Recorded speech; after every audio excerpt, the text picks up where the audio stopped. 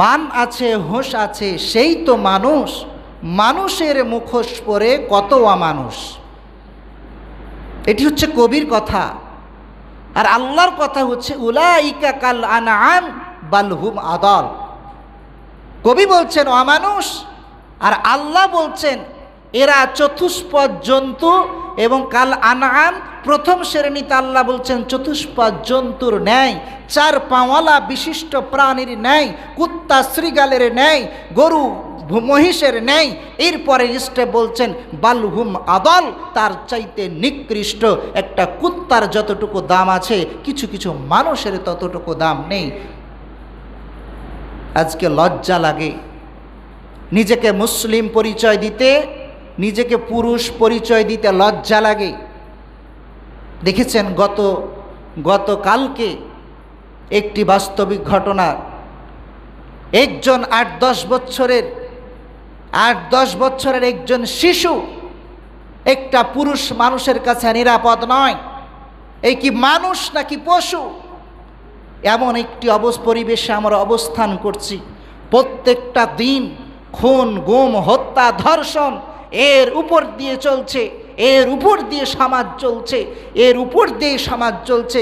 সমাজে এগুলো বিস্তার লাভ করার অন্যতম কারণ হচ্ছে এই 56,000 বর্গ মাইলের সোনার বাংলাদেশে আজ কালকে শুধু আসিয়াই নয়, অসংখ্য মানুষ, অসংখ্য বোন, অসংখ্য মা ধর্ষিতা হয়েছে।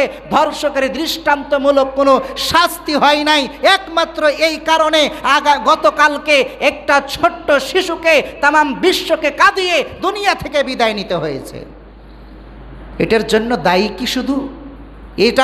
দায়ী কি শুধু যেই সমস্ত নরপিশাচ, যেই সমস্ত পশুগুলো এই কাজটি করেছে, শুধু কি তারাই দায়ী? না সমাজ দায়ী, না আমরা পর্যন্ত দায়ী, না প্রশাসন দায়ী। প্রিয় উপস্থিতি, আল্লাহ সুবহানাহু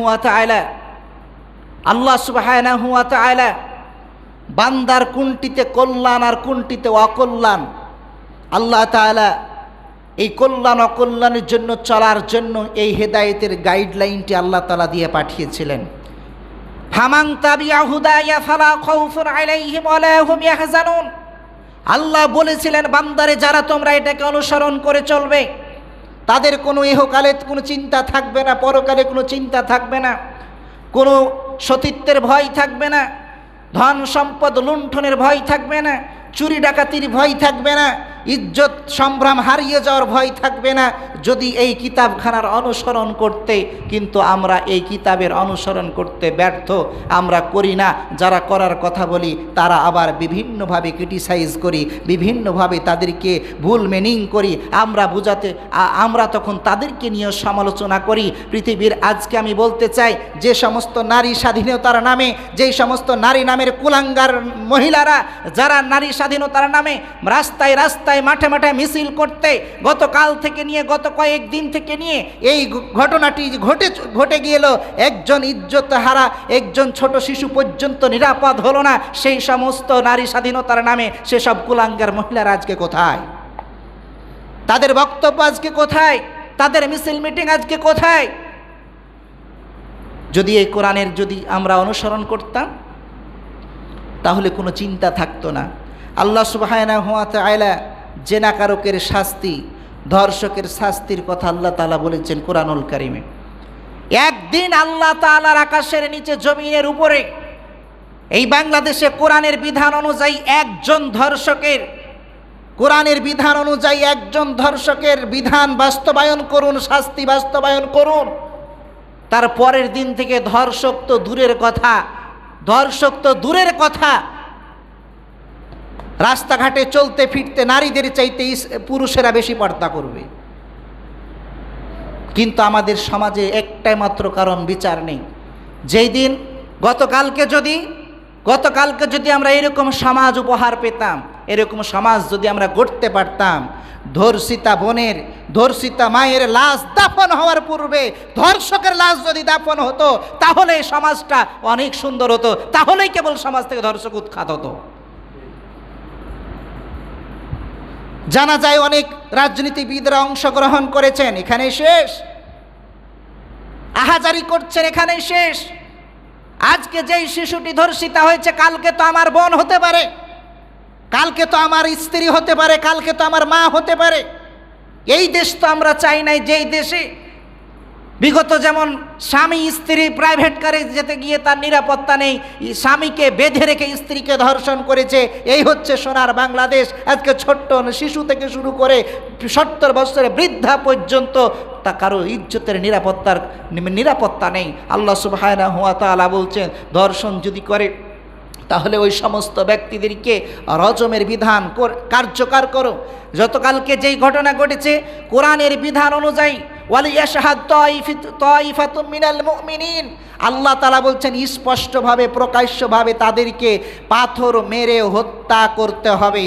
ধর্ষিতা নারীর দাফন করার পূর্বে ধর্ষককে নিয়ে এসে যদি প্রকাশ্যে মুসলিমদের সামনে পাথর মেরে হত্যা করে যদি আগে তার দাফন হতো তাহলে এই বাংলাদেশে আর কোনো ধর্ষককে খুঁজে পাওয়া যেত না।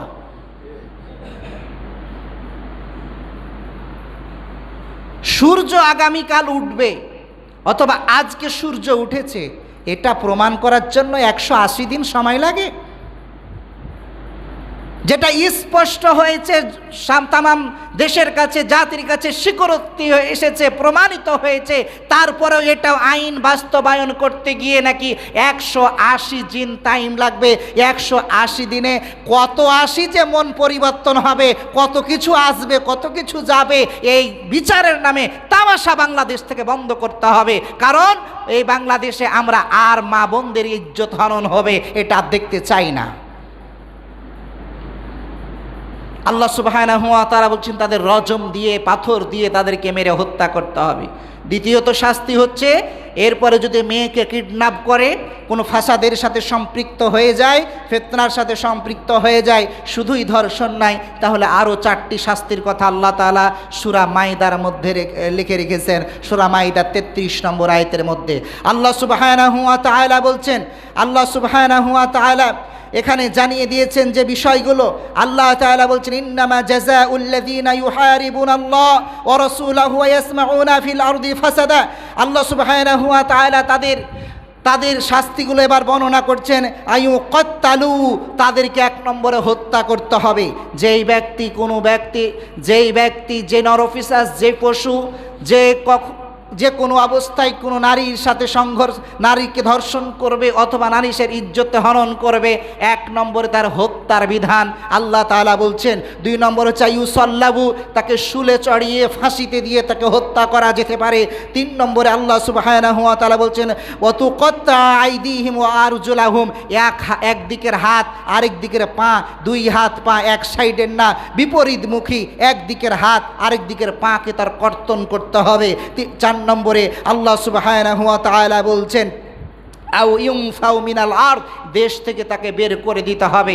4টি বিধান। প্রথমটাই তো হচ্ছে হত্যা। আল্লাহ সুবহানাহু ওয়া তাআলা এরপরে এগুলো বিশদভাবে আলোচনা বিধান রয়েছে 4টি কেন আসলো। কিন্তু এই বিধান যদি বাস্তবায়ন হতো, আল্লাহর আকাশের নিচে জমিনের উপরে মনে রাখতে হবে, মোবাইল কোম্পানির আবিষ্কারকের আইন ছাড়া যেমন মোবাইল চলবে না, মাইক কোম্পানির আবিষ্কারক ছাড়া যেমন মাইক চালাতে পারবেন না।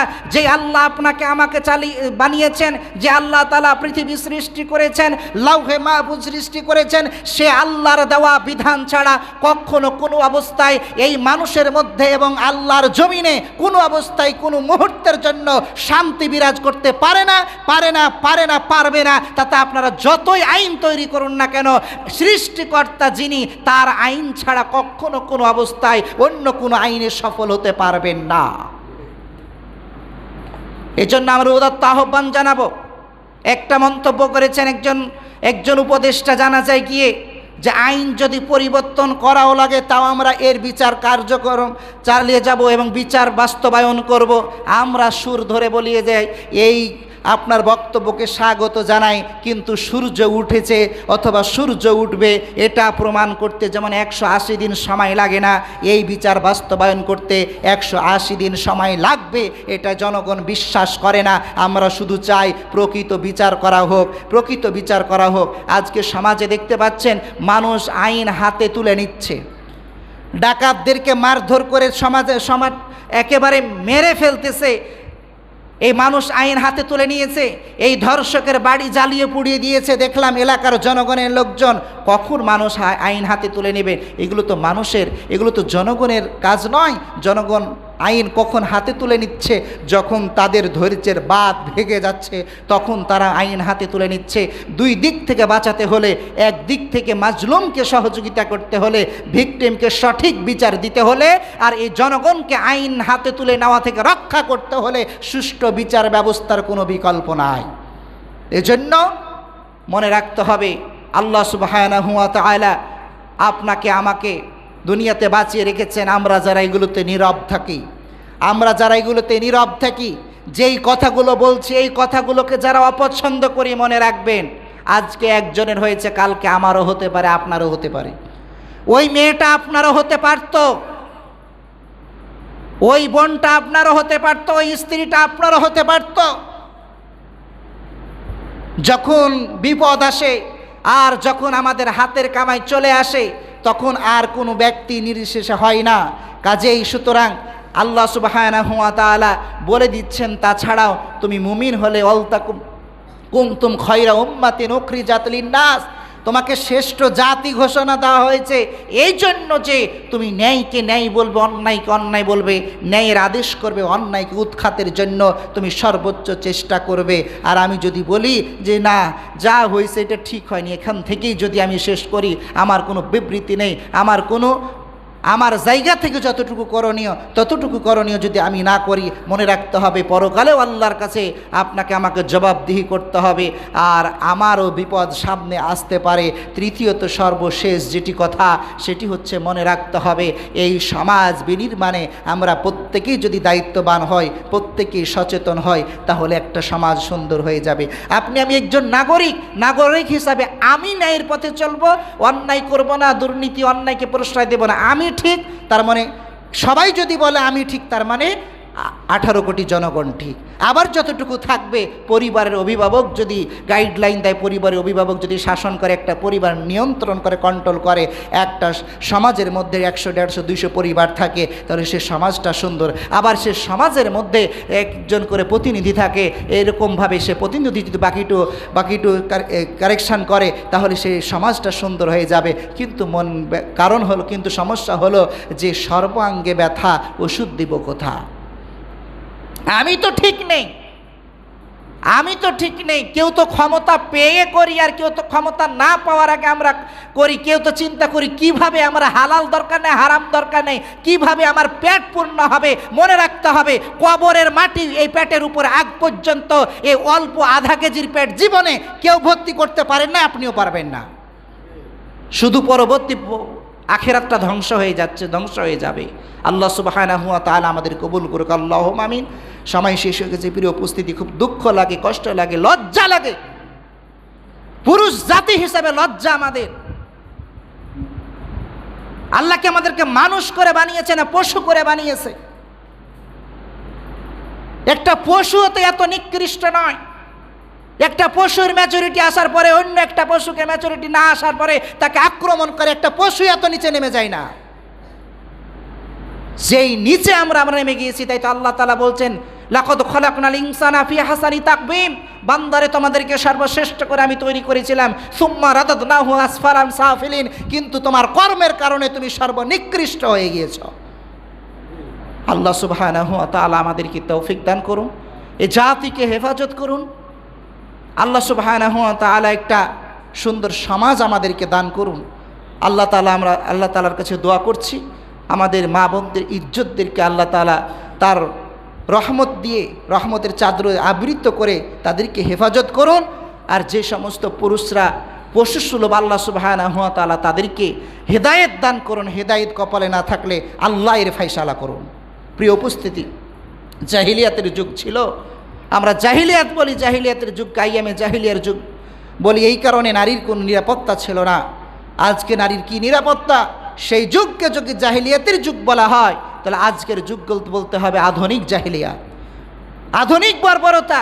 সেই যুগকে যদি বলা হয় বর্বরতার যুগ, সেই যুগকে কেন বর্বরতার যুগ বলা হয়? নারীর সতীত্বের কোনো নিরাপত্তা ছিল না। সেই যুগকে বলা হতো যে নারীর সতীত্বের কোনো নিরাপত্তা ছিল না। ভাই বোন কি, আর মা বাবা কি, আর আত্মীয় স্বজন কি, কে কার সাথে যৌনাচার করবে তার কোনো ভিত্তি ছিল না। সেই যুগকে যদি বলা হয় জাহিলিয়াতের যুগ, কারণ সেই যুগে কিন্তু নারীদের কোনো মেয়েরাজ ছিল না, নারীর কোনো অধিকার ছিল না। আজকে 1400 বৎসর পরে, 1500 বৎসর পরে এসে আধুনিক যুগে এসে নারীকে আমরা কয়জন মেয়েরাজ দেই, আর কয়জন আমরা নারীকে সঠিক প্রাপ্যটা বুঝিয়ে দেই? এটা যদি হয়, ওই যুগকে যদি জাহিলিয়ার যুগ বলতে হয়, আজকের যুগকে আধুনিক জাহিলিয়াত বলতে হবে। সেই যুগে নারীর সতীত্ব না থাকার কারণে, আত্মীয় স্বজনের যদি কে কার সাথে যৌনাচার করবে এটা নিরাপত্তা না থাকার কারণে যদি তাকে জাহিলিয়াতের যুগ বলা হয়, বর্বরতার যুগ বলা হয়। আজকের নিজের দুলাভাই, নিজের তালই, নিজের আত্মীয় স্বজন, নিজের দেবর, নিজের ভাসুর, এগুলোর কাছে যখন একজন নারীর নিরাপত্তা থাকে না, তখন এই যুগকে আধুনিক জাহিলিয়াত বলতে হবে, আধুনিক বর্বরতা বলতে হবে, এর বিকল্প কিছুই নেই। সুতরাং আল্লাহ সুবহানাহু ওয়া তাআলা আমাদের একটা সুন্দর সমাজ দান করুন। আল্লাহ তাআলা আমাদেরকে জাহিলিয়াত থেকে হেফাজত করুন।